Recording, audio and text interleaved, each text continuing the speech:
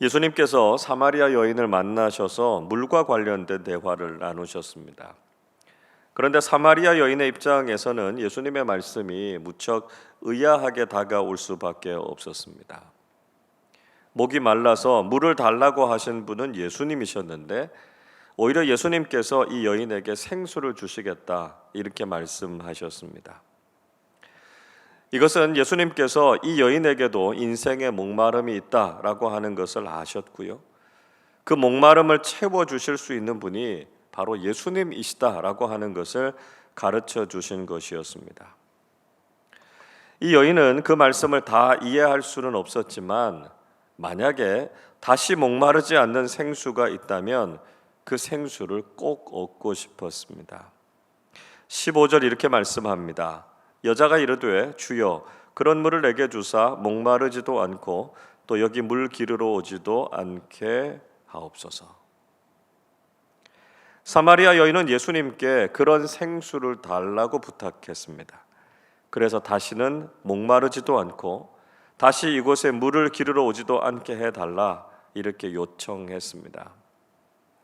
사마리아 여인이 어떤 심정으로 지금 이런 이야기를 하고 있는지 우리도 충분히 이해할 수 있죠. 뜨겁고 건조한 중동 지역에 살면서 자주 목이 마르고 물이 필요할 수밖에 없지 않겠습니까? 게다가 피곤하고 외로운 인생을 살아가고 있는 이 여인이 한낮에 물을 기르러 온다라고 하는 것도 그만할 수 있으면 좋겠다 그렇게 생각할 만하죠. 그래서 이 여인은 정말 간절한 마음으로 주님께 생수를 구했습니다. 그런데 이번에는 예수님께서 남편을 데리고 오라 이렇게 말씀하셨습니다. 16절 보시죠. 이르시되 가서 내 남편을 불러오라. 예수님께서 사마리아 여인에게 남편을 데리고 오라 이렇게 말씀하셨습니다. 그리고 17절, 18절 말씀 보시면 이 여인은 자신에게 남편이 없다 이렇게 대답하죠. 예수님께서는 원래 5이 있었는데 지금 있는 사람도 남편이 아니다 그렇게 말씀하셨습니다. 사실 이런 대화는 사마리아 여인에게는 상당히 큰 상처가 됐을 것입니다. 그리고 굉장히 비인격적인 대화로 느껴지죠. 어떤 이유인지 알 수는 없지만 이 여인은 여러 번 이혼을 당했던 것 같습니다. 그리고 그로 인해서 무척 외롭고 힘겨운 삶을 살아가고 있었습니다. 일면식도 없는 유대인 남자였던 예수님께서 이 여인의 인생사를 함부로 들추어내는 것이 충분히 상처가 될 만했습니다. 동시에 이 여인은 자신의 삶을 보지도 않고 훤히 알고 계시는 예수님의 말씀을 듣고 이분이 하나님께서 보내신 선지자구나 라고 하는 생각이 들었습니다. 19절 이렇게 말씀하지요. 여자가 이르되 주여 내가 보니 선지자로소이다. 사마리아 여인은 예수님께서 범상치 않은 분이시다라고 하는 것을 깨달았고요. 그래서 늘 마음 깊은 곳에 가지고 있었던 아주 중요한 문제를 질문을 예수님께 꺼내 놓았습니다. 20절 이렇게 말씀합니다. 우리 조상들은 이 산에서 예배하였는데 당신들의 말은 예배할 곳이 예루살렘에 있다 하더이다. 사마리아 여인은 예수님께 예배의 장소에 대한 질문을 드렸습니다. 사마리아 사람들은 그리심산에서 예배를 드리라고 하고 유대인들은 예루살렘에서 예배를 드리라고 하는데 무엇이 맞느냐라고 하는 것이었습니다. 우리가 이 질문을 이해하기 위해서는 북이스라엘과 남유다의 분열에 대한 역사를 좀 알아야 되죠. 솔로몬 이후에 이스라엘이 분열됩니다. 그래서 북이스라엘은 여로보암이 그리고 남유다는 솔로몬의 아들이었던 르호보암이 다스렸습니다. 그런데 문제는 성전이 남유다의 예루살렘에 있었다라고 하는 것이었습니다. 이스라엘은 신정 국가였기 때문에 국가의 정통성이 바로 예배에 있었고요. 예루살렘을 가지고 있었던 남유다가 정통성을 가지고 있었습니다. 그러다 보니까 북이스라엘 백성들도 명절이 되면 남유다 땅인 예루살렘에 내려가서 예배를 드렸습니다. 이런 상황을 아주 심각하게 여겼던 여로보암은 북쪽에는 단, 남쪽에는 베델에 금 송아지 우상을 세우죠. 그리고 그곳에서 제사를 드리라 이렇게 명령했습니다. 굳이 예루살렘까지 갈 필요가 없다는 것이었습니다. 그래서 사마리아인들은 베델에 위치한 그리심산이 예배의 장소다 그렇게 가르쳤고요. 유대인들은 아니다, 예루살렘 성전에서 예배해야만 그것이 진정한 예배다 그렇게 가르쳤던 것이죠. 자, 그런데 예수님과 사마리아 여인이 대화하는 주제가 별로 상관없는 이야기들로 흘러가는 것 같다 이런 생각이 듭니다. 물에서 남편으로 또 예배로 옮겨가고 있습니다. 자, 이 주제들이 과연 무슨 연관 관계가 있는 것일까요? 예수님께서 말씀하신 것은 바로 가치에 대한 것이었습니다. 지금 예수님께서는 이 여인의 인생에서 가장 중요한 가치에 대해서 질문하고 계신 것입니다.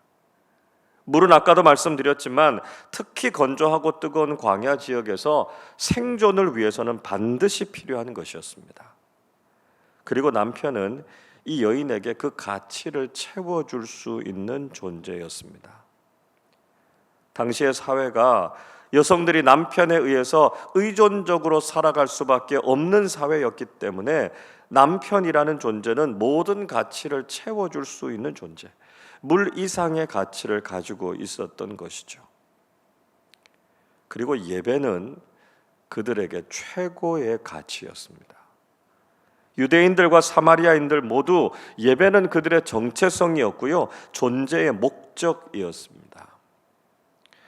예배라고 하는 영어 단어도 worship, 즉 최고의 가치를 예배의 대상이신 하나님께 드리는 헌신을 의미하고 있지 않습니까? 예수님께서는 과연 우리 인생이 어디에 가치를 두고 살아가고 있는지를 깨닫게 해 주시려고 하신 것이었습니다. 여러분, 우리는 무엇에 가치를 두고 살아가고 계십니까? 우리가 건강하고 바른 신앙인으로 살아가기 위해서는 반드시 우리의 가치관을 점검해 보아야 합니다. 이 세상에 그 무엇에 가치를 두거나 세상을 의지하면서 사는 것이 아니라 오직 하나님께 최고의 가치를 두고 살아야 합니다. 그래서 오직 하나님만 섬기고 하나님께만 예배하는 삶을 살아가는 우리 모두가 되실 수 있기를 바랍니다. 계속해서 예수님께서 예배에 대한 아주 중요한 진리를 깨닫게 하셨습니다. 21절 보십시오. 예수께서 이르시되 여자여 내 말을 믿으라. 이 산에서도 말고 예루살렘에서도 말고 너희가 아버지께 예배할 때가 이르리라. 사마리아 여인은 예수님께 예배의 장소에 대해서 질문했습니다. 그러나 예수님께서는 장소의 문제가 중요한 것이 아니라 때의 문제가 중요하다 그렇게 말씀하셨습니다. 예배에 있어서 본질적인 문제는 장소의 문제가 아니라는 것이죠. 장소에 집착하기 때문에 예배와 삶이 분리되는 문제가 필연적으로 생기게 된다는 것입니다. 예배당에서는 예배하지만 삶에서는 그리스도인답지 못한 경우가 있다는 것이죠. 우리의 신앙이 장소의 문제에 집착하게 되면 반드시 이런 문제가 생기게 됩니다. 그러면 예수님께서 주시는 예배에 대한 교훈은 무엇입니까? 23절 말씀 같이 읽어보겠습니다. 아버지께 참되게 예배하는 자들은 영과 진리로 예배할 때가 오나니 곧 이때라. 아버지께서는 자기에게 이렇게 예배하는 자들을 찾으시느니라. 하나님께 참되게 예배하는 자들에게는 영과 진리로 예배할 때가 오는데 지금이 바로 그때다 이렇게 말씀하셨습니다. 즉 예배는 장소의 문제가 아니라 때의 문제라는 것이죠. 어떤 장소에 있든지 지금 예배자의 삶을 살아야 한다라고 하는 것을 말씀하셨습니다. 예배당 안에서만이 아니라 모든 삶의 자리에서 예배자로 살아갈 때 우리의 예배와 삶은 결코 분리되지 않는다는 것입니다. 그렇게 예배의 삶을 살아야만 우리가 참된 예배자가 될 수 있고요. 하나님께서는 바로 그런 예배자를 찾으신다 말씀하고 계십니다. 그리고 또 한 가지 아주 중요한 예배의 요소에 대해서 말씀하고 계십니다. 24절 말씀도 같이 읽겠습니다. 하나님은 영이시니 예배하는 자가 영과 진리로 예배할지니라. 예수님께서는 하나님께 예배하는 자들이 영과 진리로 예배할 것을 말씀하셨습니다. 참된 예배자가 되기 위해서는 영으로 드리는 예배와 진리로 드리는 예배를 드려야 된다 이렇게 말씀하고 있습니다. 영으로 드리는 예배라고 하는 것은 보이지 않는 하나님께 우리의 영으로 예배해야 한다라고 하는 것이죠. 예배의 본질적인 요소는 보이는 것이 아니라 보이지 않는 것이다라고 하는 것입니다. 겉모습만의 예배가 아니라 우리의 영이 온전히 하나님께 드려져야 한다는 것입니다. 우리가 어떻게 영으로 예배할 수 있습니까? 그것은 하나님의 영이신 성령 충만함을 통해서만 우리가 하나님께 온전한 예배를 드릴 수 있고요. 영으로 드리는 예배자가 될 수 있다는 것입니다. 우리가 성령님 안에서 예배해야만 참된 예배를 드리게 된다는 것이죠. 다른 하나는 진리로 드리는 예배라고 말씀하고 계십니다. 이것은 진리 되신 하나님의 말씀이 선포되는 예배를 의미하고 있습니다.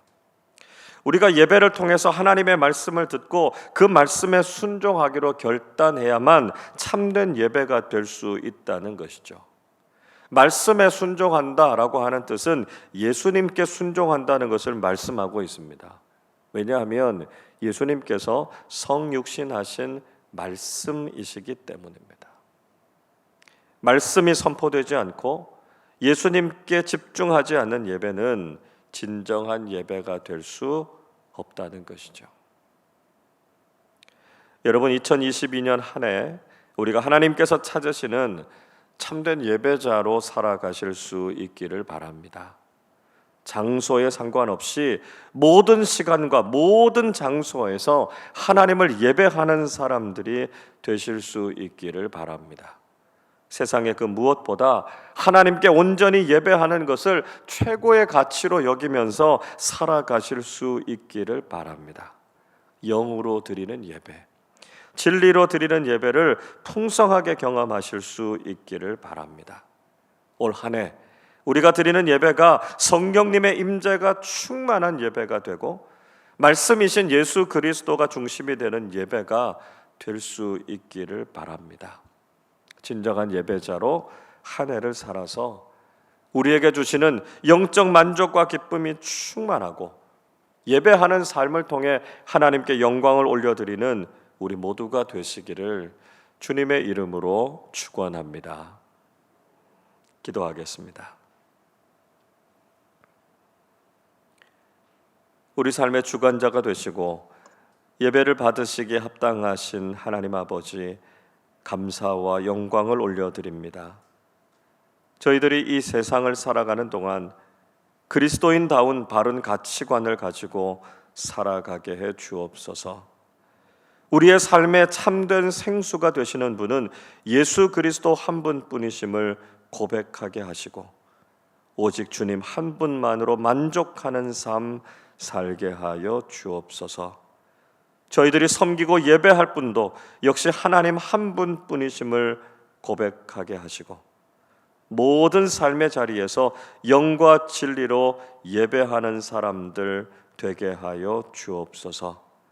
2022년 한 해 저희들이 하나님께서 찾으시는 참된 예배자들이 되게 하시고 예배의 기쁨과 감격이 늘 충만하게 해 주옵소서. 감사드리며 우리 주님 예수 그리스도의 이름으로 기도하옵나이다. 아멘.